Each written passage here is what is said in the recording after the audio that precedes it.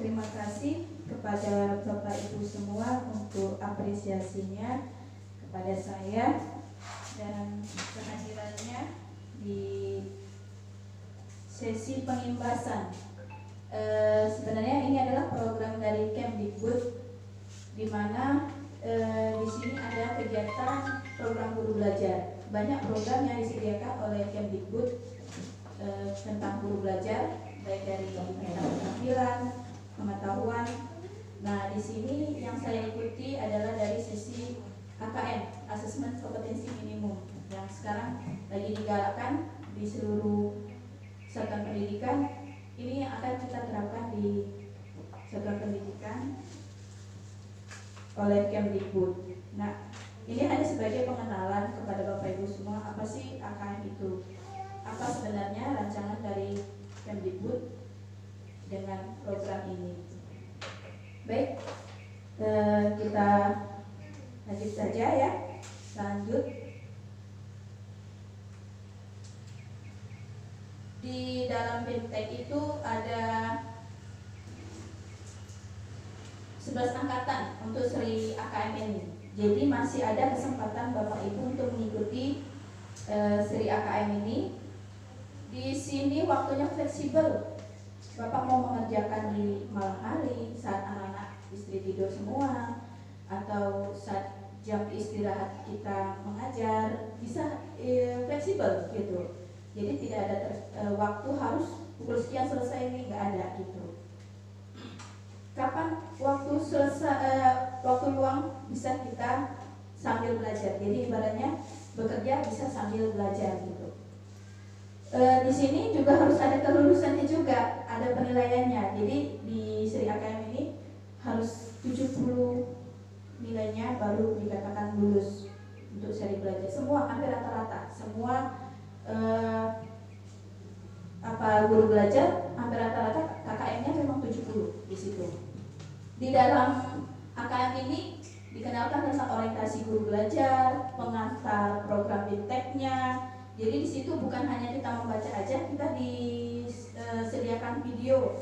Kita akan mendengarkan dari penjelasan Kemdikbud, dari menteri langsung, dari pengalaman guru, bagaimana cara mereka menilai, sistem penilaian mereka. Di situ divideokan mereka. Jadi bukan kita hanya membaca saja apa aja, tapi juga diterapkan ada videonya yang bisa kita lihat. Konsep asesmen nasionalnya, teknis pelaksanaannya, asesmen literasi membaca tingkat SD-nya juga dijelaskan di situ. Asesmen numeriknya, tindak lanjut laporan hasil AKM-nya, yang ini dia salah satunya, yaitu kami harus melakukan pengimbasan kepada rekan-rekan sekaliannya sesama guru di sekolah. Asesmen pasca program guru belajar seri AKM. Nah, di sini yang ingin saya katakan bahwa di AKM ini penilaian itu ada literasi membaca, ada literasi yang membaca, menulis, ada literasi, ada numerik, dan ada penilaian sikap. Jadi nanti kita hanya menilai 3 ini aja. Jadi mulai sekarang udah bisa kita rancang-rancang gitu.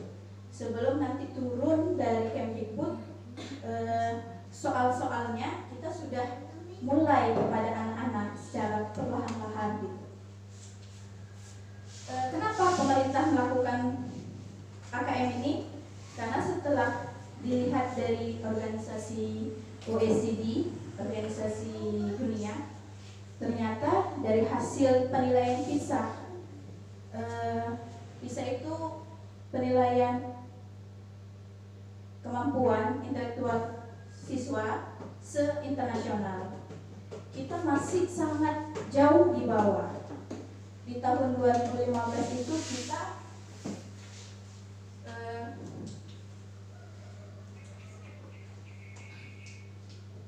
tahun 2015 itu kita di nomor 62. Di tahun 2018 kita menurun lagi di nomor 71 peringkat kita. Jauh, sangat jauh, menurun. Penyebabnya ini apa? Nah, di sini nanti kita lihat penyebabnya apa. Jadi dari rata-rata yang dilihat dari PISA, kita nanti juga guru, makanya secara tidak langsung kenapa Kemdikbud melakukan kegiatan ini, mungkin supaya kita guru bukan hanya siswa aja yang harus belajar, tapi juga guru yang harus ikut belajar bersama siswa gitu. Karena yang nanti bukan hanya siswa yang diuji ke PISA, kita guru-guru juga nanti akan ada ujian untuk mendapatkan sertifikat pendidikan lewat PISA. Oke. Nah ini, kenapa kita bisa rendah? Karena nilai ini, nilai membaca kita, nilai matematika kita, nilai sains kita jauh berbeda, jauh di bawah gitu. Nah yang paling patut itu lihat di membaca, yang biru. Yang biru ini rata-rata kita di bawah, sama dengan negara-negara yang masih kita katakan ini masih negara-negara belum dikatakan maju. Kita kan sudah mulai berkembang, ini malah belum. Tapi kita standar kita hampir sama dengan mereka. Tingkat membaca kita, tingkat matematika kita, sains kita. Jadi di sini yang paling tinggi apa? Sains kita. Tapi membaca kita sangat rendah di situ. Jadi kekurangan kita tidak memahami. Belum ada kita pahami. Jadi anak-anak pun juga seperti itu.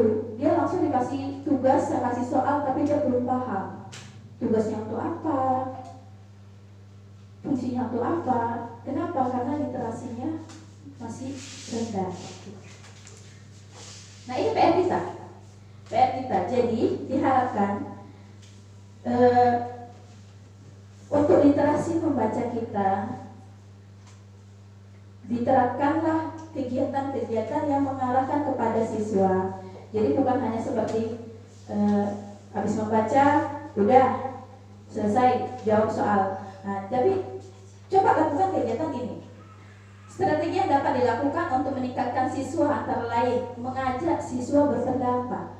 Setelah dibaca, apa pendapatnya? Bisa lakukan seperti itu.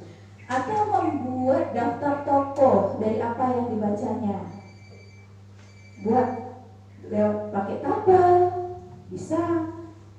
Buat poin-poinnya, bisa. Jadi supaya anak-anak terbiasa dengan literasinya. Nggak semua kegiatan belajar itu anak-anak tergantung selalu bilang katanya belajar itu menulis bu kita nggak belajar bu, kalau nggak nulis nggak belajar katanya. Padahal semua pelajaran itu tidak semua terpatok pada menulis. Ini bisa berpendapat juga termasuk belajar kan, dan itu termasuk literasi. Nah jadi kita harus ajarkan kepada anak-anak menciptakan kembali isi bacaan. Sekarang jarang kita lakukan itu, sangat jarang kita lakukan. Menciptakan kembali isi bacaan. Paling kita suruh anak-anak yang bisa baca, udah pintar dia. Tapi kita nggak mengarahkan kepada anak-anak yang kurang mampu, dibilang kurang mampu. Harusnya mereka yang kita dorong supaya mereka anak yang senang membaca pasti sangat mudah dalam belajar. Nah sekarang itu yang kita tanamkan kepada anak-anak. Bisa nggak kita buat mereka senang membaca? Membaca apa aja, terserah. Yang penting membaca. Nah, mengkaitkan isi bacaan dengan kejadian di sekitar. Ini literasi kehidupan anak-anak. Terus membandingkan isi bacaan dengan bacaan lain pada topik yang sama. Nah, ini udah tingkat tinggi. Ini bisa diterapkan di kelas tinggi. Menentukan isi bacaan yang disukai ataupun yang tidak disukai, serta memberikan pertanyaan pemantik untuk mendorong semua siswa memahami bacaan. Jadi bolehlah kita lakukan, ayo anak 1 minggu ini buku apa yang sudah kamu baca, apa cerita isi bukunya. Dan alhamdulillah insya Allah saya sudah lakukan di kelas 1. Setiap minggu mereka melaporkan isi bacaan yang mereka baca. Hanya seminggu sekali aja. Pembiasaan. Awal berat, tapi lama-kelamaan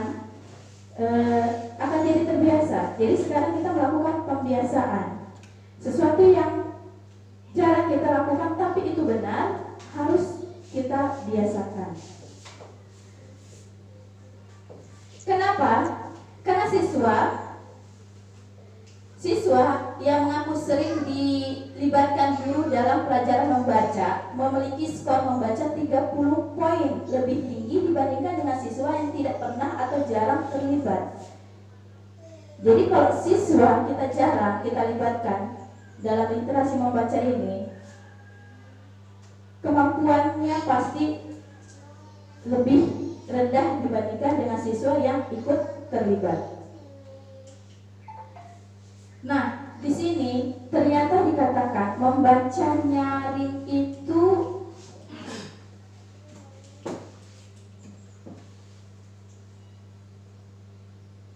bukan hal yang efektif kepada siswa. Membaca nyaring bukan hal yang efektif ternyata. Jadi efektif itu yang mana katanya?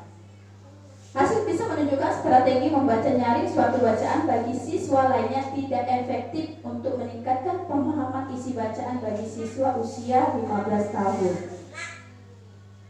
Berkonsentrasi pada isi bacaan, menandai atau merangkum dengan kata-kata sendiri terbukti lebih efektif untuk memahami isi bacaan. Jadi kalau kita suruh membaca, ini di kelas tinggi, saya rasa kalau untuk membaca nyaring lebih dikecilkan lagi kegiatannya, lebih difokuskan kepada berkonsentrasi pada isi bacaan, menandai dan merangkum sama menyaring itu berbeda. Bapak Ibu mungkin disuruh udah anak-anak baca, habis dibaca dirangkum ya. Namanya merangkum adalah menggunakan kata-kata sendiri. Itu sebabnya kalau saya terapkan ke anak-anak saya, setelah dia baca saya suruh dia tutup buku, coba ceritanya kembali apa isi bacaan. Itu salah satu cara merangkum. Daripada dibaca, ayo rangkum, tulis ke bukumu. Itu pasti kebanyakan anak-anak melakukan penyalinan. Kecuali kalau Bapak Ibu teliti dalam melihat tulisannya, benar apa tidak dia menyalin atau merangkum. Jadi kalau dibedakan ke menyalin sama merangkum. Jadi anak-anak harus bisa kita arahkan untuk bisa merangkum, bukan menyalin. Jadi menyalin itu hanya memindahkan tulisan dari buku ke buku tulis. Tapi kalau udah merangkum, dia sudah menggunakan kata-katanya sendiri. Artinya dia sudah mulai paham apa yang dia baca. Jadi kita mengajarkan pemahaman kepada anak. Nah, di sini untuk meningkatkan literasi membaca anak itu terkait jenis bacaan siswa. Jadi bukan hanya buku bacaan aja, kita suruh dia baca koran, baca yang ada di dinding-dinding, pengumuman yang di masyarakat itu biasanya ada pengumuman di masyarakat. Jadi bebaskan mereka untuk membaca apa saja dan informasikan. Dengan begitu pembiasaan mereka untuk membaca, pembiasaan ini. Nah, saya harapkan bukan hanya anak saja yang kita suruh untuk meningkatkan literasi membacanya, tapi kita juga gitu. Percuma kita memaksakan anak untuk meningkatkan literasi membacanya, tapi literasi membaca kita pun kurang. Nah, jadi sama-sama, ayo. Jadi di sini Kemdikbud memberikan program guru belajar ini supaya sama-sama, ayo Bapak Ibu guru belajar, anak-anak pun ikut belajar. Jadi kalau anak yang udah sukses itu, anak yang dikatakan berhasil dalam belajarnya itu jika dia bisa memanfaatkan waktu luangnya untuk membaca. Bukan hanya membaca buku, bacaan apa aja. Karena semua bacaan itu pasti memberikan informasi. Nah, di sini dikatakan dari PISA juga bahwa ternyata guru yang memanfaatkan TIK dalam pembelajaran itu siswanya poinnya 40 poin lebih tinggi daripada guru yang tidak memanfaatkan TIK, teknologi informatika komputer. Artinya mau tidak mau kita tetap melibatkan siswa kita dalam mengajari mereka itu juga memanfaatkan TIK gitu. Jadi bukan hanya buku hardbook atau buku yang biasa kita pakai di sekolah. Book pun kita biarkan anak-anak menggunakannya, buku elektronik. Sekarang sudah banyak beredar buku elektronik. Sampai sekarang ada aplikasi buku. Mau baca novel, sekarang nggak perlu kita beli novel lagi, udah ada aplikasinya. Tinggal sediakan duit, transfer, datang e-booknya. Begitu juga buku-buku. Bahkan sekarang buku-buku pun yang buku pokok pun, buku kita yang di buku sudah ada e-booknya. Boleh mereka miliki, boleh mereka miliki. Jadi silakan informasikan itu. Ada yang memang dia lebih senang dia membacanya dengan elektroniknya. Ada yang langsung dari hardbooknya. Jadi bagaimanapun gaya belajar mereka, tetap arahkan ke literasinya. Gitu. Arahkan literasinya. Ada yang lewat e-booknya, silakan. Ada lewat hardbooknya, silakan. Gitu. Jadi kita tetap mengarahkan mereka untuk tidak meninggalkan literasi, dan kita juga ikut nimbrung, ikut gitu, sama-sama meningkatkan literasi kita. Nah, nanti di sini pemerintah, ini pada ujung informasinya bahwa pemerintah akan melakukan asesmen nasional. Asesmen nasional itu tidak sama ya Bapak Ibu dengan ujian nasional. Tidak sama. Jadi kata kuncinya asesmen nasional itu tidak sama dengan ujian nasional. Di asesmen nasional nanti pemerintah akan menilai asesmen kompetensi minimnya, KKM-nya, survei karakternya, dan survei lingkungan belajarnya. Inilah yang mereka akan nilai. Dari sinilah mereka akan dapat gambaran apakah tingkat pendidikan di satuan belajar kita itu sudah benar, sudah baik, atau perlu perbaikan. Nah, penilaian mereka nanti itu ada 4 kategori. Jadi sebelum penilaian itu, persiapan kita sebagai guru, nih, budaya menulis. Itu sebabnya kita ada tugas jurnal kan, jurnal kelas. Kemarin sempat ada teman bilang, jurnal itu yang mana sih Bu? Ya terus saja apa kegiatan di kelas. Hari ini sekolah begini kayak menulis buku harian. Mengarang, bukan mengarang sih, menceritakan apa yang terjadi hari ini gitu, bukan mengarang, diceritakan. Itu jurnal. Ada jurnal bersiswa. Hari ini si A begini, kekurangannya begini, kelebihannya begini. Hari ini dia melakukan kegiatan positif yang seperti ini. Ada yang per orang, ada yang berglobal. Kelas kita, kelas 4 begini secara global, secara umumnya. Nah, kita pun diajarkan untuk melakukan literasi. Sudahkah kita melakukannya?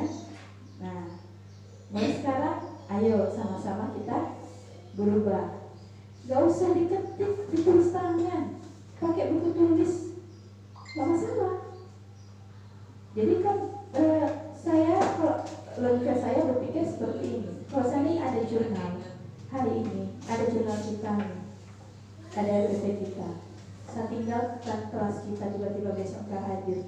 Guru yang mengganti kita tinggal lihat jurnal yang semalam apa aja yang terjadi. Dia bisa lihat dari situ juga, gitu. Mengembangkan kreatif dan critical thinking. Jadi membiasakan anak kita pun biasakan pertanyaan itu lebih ini lagi. Bagaimana sih? Kenapa sih gitu? Jadi kadang-kadang kan kita ya. Saya sering itu mengatakan sama anak-anak, kok pertanyaannya gitu kali. Saya mau ingin mereka mengembangkan penalaran mereka. 2 dikurang 3 berapa? Mereka berpikir berapa? Nah, nggak bisa Bu, kenapa? Pernah nggak kita tanya, kenapa nggak bisa? 2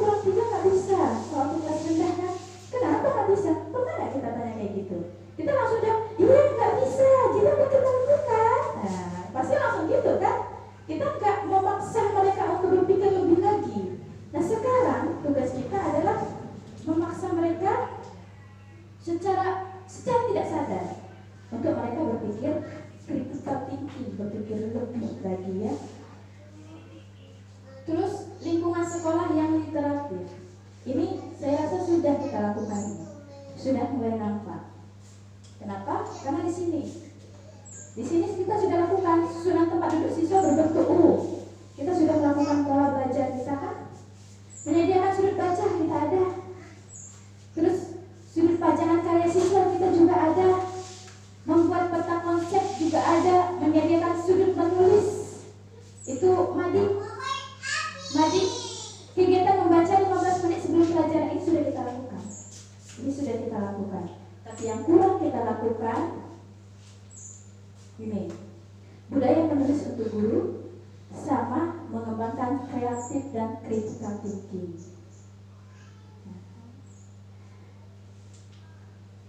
Dan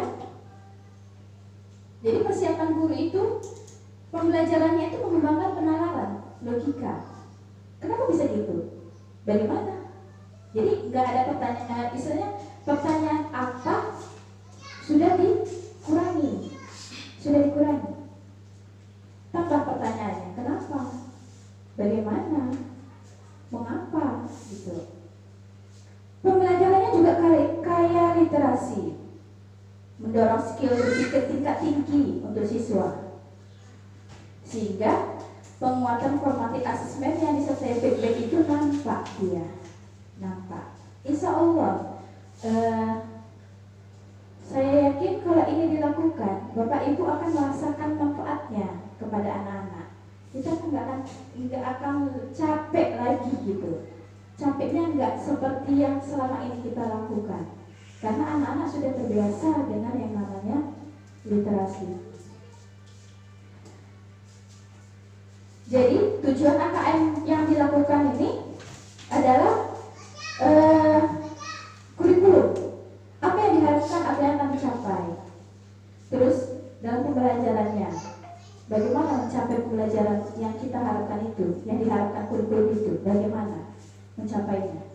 Nah, asesmennya, apakah yang pembelajaran yang ingin kita capai itu sudah tercapai belum? Gitu.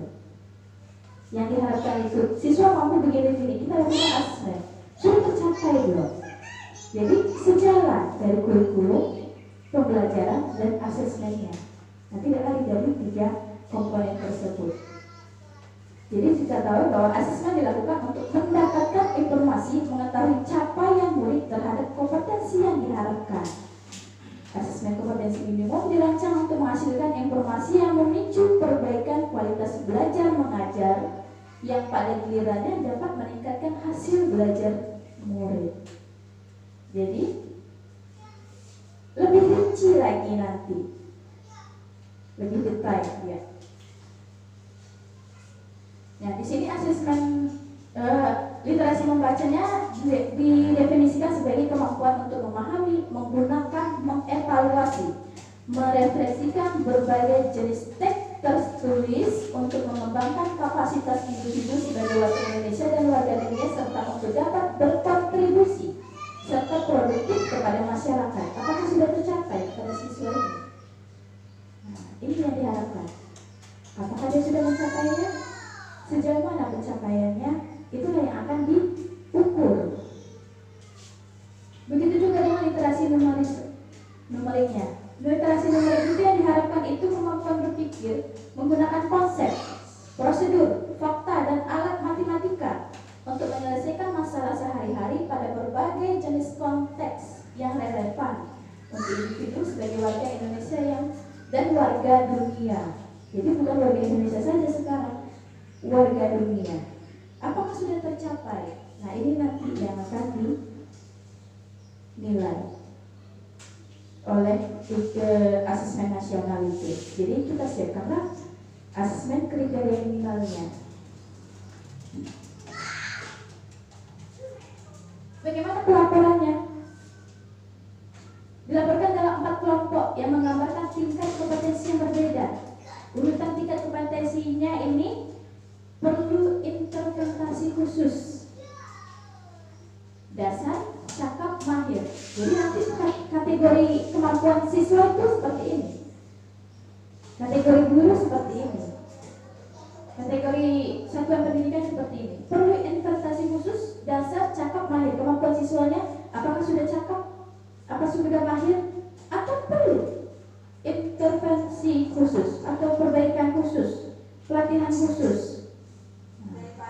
Jadi 4 tingkatan yang nanti jadi kriteria anak-anak. Apa itu masing-masingnya? Perlu intervensi khusus. Murid belum mampu menemukan dan mengambil informasi eksplisit yang tersembunyi yang ada dalam teks ataupun membuat interpretasi sederhana. Nggak mampu dia. Yang dibacanya itu dia nggak tahu. Apa sih isi bacanya dia nggak tahu. Dia hanya membaca. Anak-anak sekarang mampu membaca, tapi dia nggak tahu apa yang dibacanya. Dasar. Murid mampu menemukan dan mengambil informasi eksplisit yang ada dalam teks serta membuat interpretasi sederhana. Ada cukup sampai dasar situ. Cakap. Murid mampu membuat interpretasi dari informasi implisit yang ada dalam teks. Mampu membuat simpulan dari hasil integrasi beberapa informasi dalam satuan teks. Dan itu ada kesimpulan. Berarti dia sudah cakap. Ada anak yang mampu seperti itu. Ada. 1-2 kita ada. Yang mahir. Murid mampu mengintegrasikan beberapa informasi lintas teks. Oh itu bu, yang semalam saya baca gini-gini bu, ternyata sama dengan ini bu. Nah itu udah mahir. Dia sudah bisa mengintegrasikan bacaan yang dia baca. Bisa kan kita capai? Bisa. Dengan pembiasaan. Bisa kita capai.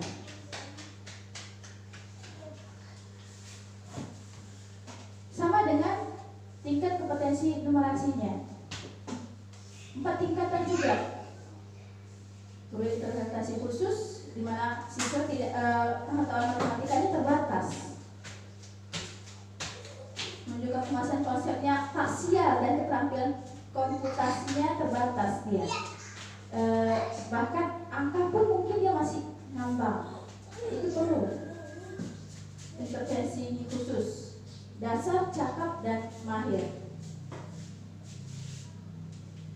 Nah, di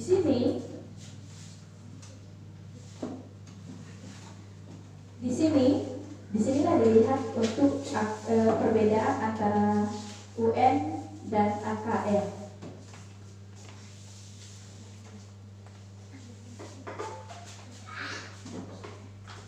Nah, UN kita tahu ujian nasional kan, sedangkan AKM. Nah, jadi jangan samakan UN dengan UN. Ini ujian nasional. Kalau asesmen nasional atau AKM kita ini berbeda. Untuk jenjang penilaiannya sama. Dari SMP, kalau UN itu SMP, SMA, SMK. Kalau asesmen nasional itu semua dari SD sampai SMK, semua. Untuk levelnya, kalau ujian nasional itu untuk tingkat akhirnya, yang kelas 3, yang kelas 6, ya kan?